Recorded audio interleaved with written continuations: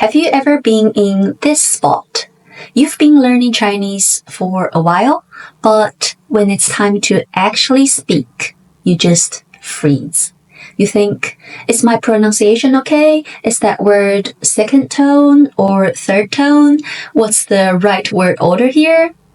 By the time you've sorted out the grammar in your head, you worry, what if my Chinese sounds awful? What if people don't get me and give me that puzzled look? So embarrassing. I'd rather stay quiet. So today we're going to solve that problem for you. Hi everyone, welcome to Offbeat Mandarin. I'm Leo.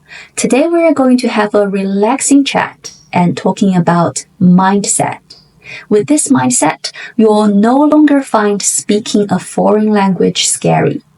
Basically, it's how to train your brain so that you speak with confidence. Whether it's Chinese, English, or any other language, this will help. This mindset, I call it shifting anxiety to your audience. Let me just explain it with my own experience. I never actually studied Chinese because I'm a native speaker. Just kidding. Why do I get your language fear so well? Because I used to be in your shoes. As you can see, English isn't my first language either. I still mess up sometimes. And yes, I get nervous too. But here's the thing. I keep talking. And clearly, lots of you stick around to watch. Thanks for being awesome. So what's the trick? I shift my anxiety onto the listener. What's shifting anxiety? In simple terms, instead of torturing yourself, torture the native speaker who listens to you. If you're always sweating over your grammar or right or wrong, just speak up.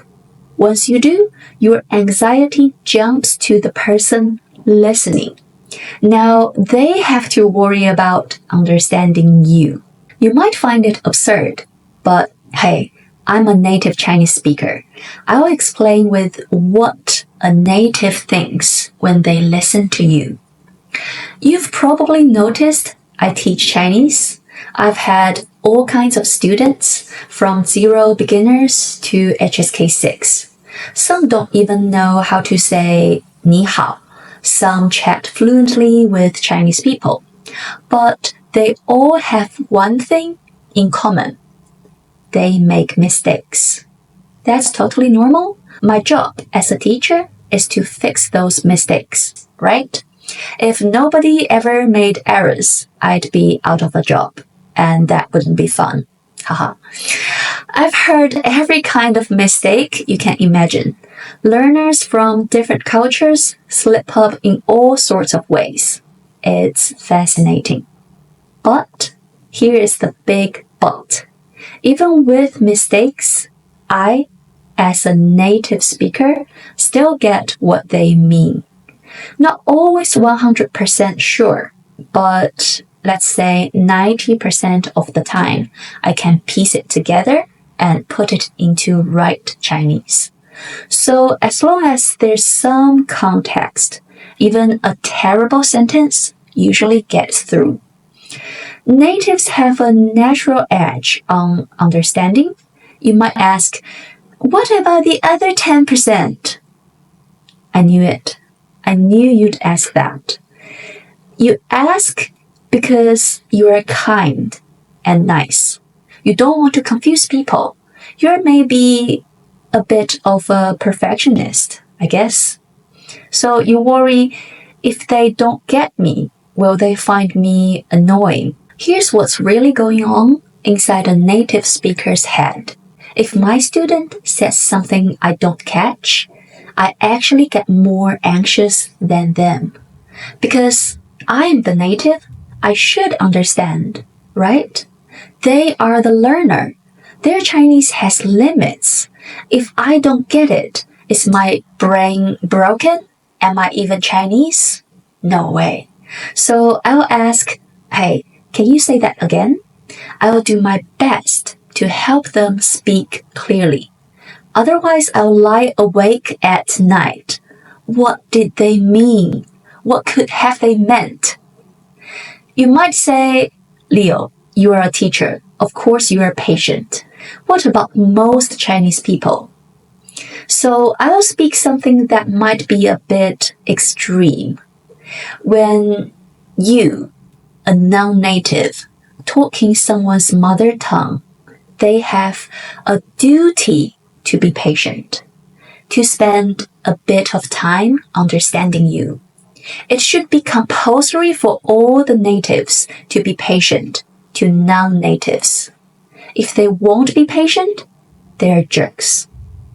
Why? You've put in months or years to learn their language. They just speak their own, their mother tongue. They were born to have privilege of.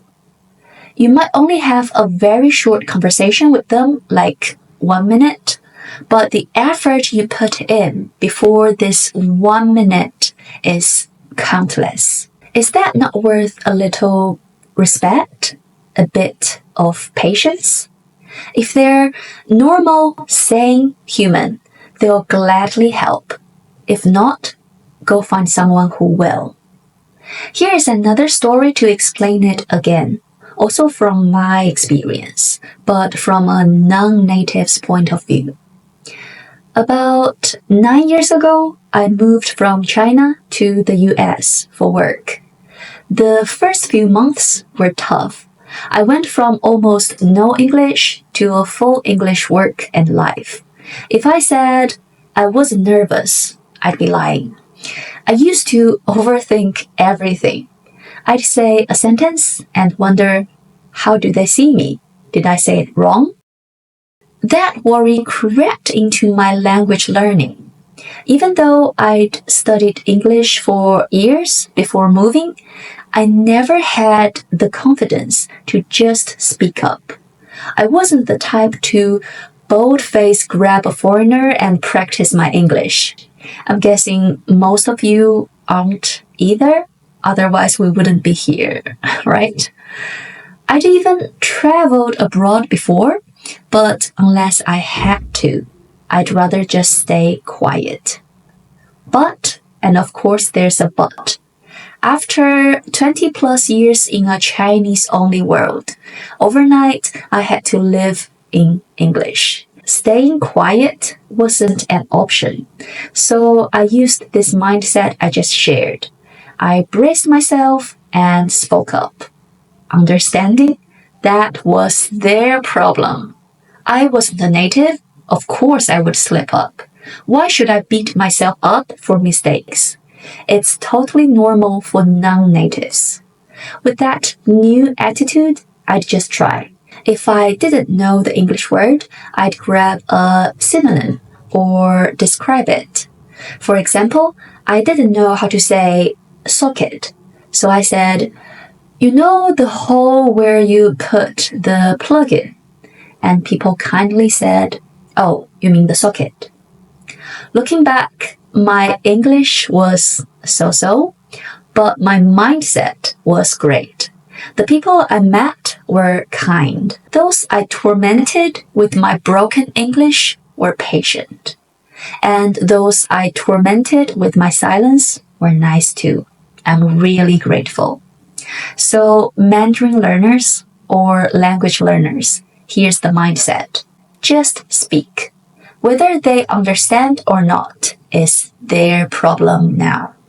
Once you've opened your mouth, your nerves leave you. The listener gets to feel the stress, and that's what I called shifting anxiety. Finally, a big thanks. I just hit 10K subscribers on YouTube. In the last 3 months, I've made some Chinese lessons and had great chats with friends online. I felt so much kindness and support. From the bottom of my heart, thank you.